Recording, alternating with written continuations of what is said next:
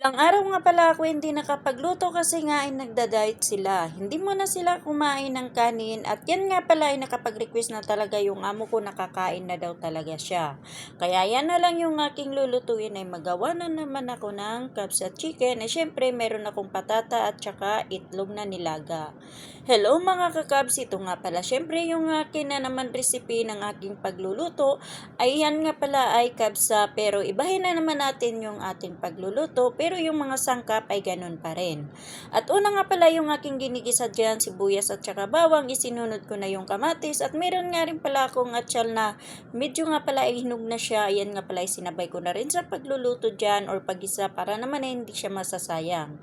Ayan nga pala, inilagay ko na rin yung manok at yan ay nahalo-halo ko muna, hayaan ko lang ng mga ilang minuto at saka ko naman siya lalagyan ng tubig. At lagi naman natin yan inaano, kalahating oras na naman yung ating pagpagluluto dyan. At habang nga pala ako ay nagsasalang naman ng manok, ito na naman yung aking muna ginagawa.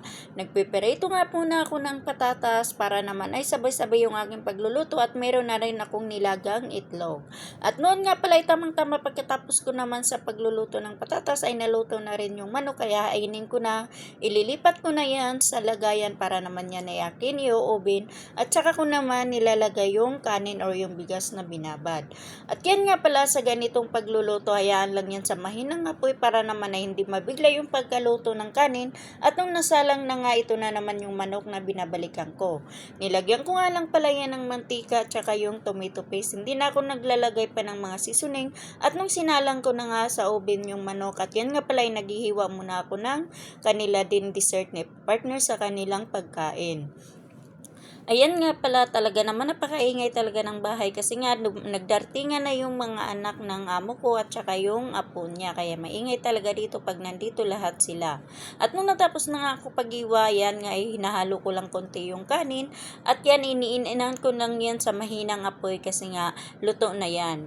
At nung natapos na rin ako sa paghalo ng kanin at ito nga binalikan ko na nga pala yung manok at yan nga pala ay maghahain na rin ako kasi nga sobrang gutom na yung mga tao dito kasi mga ilang araw na rin sila hindi kumakain.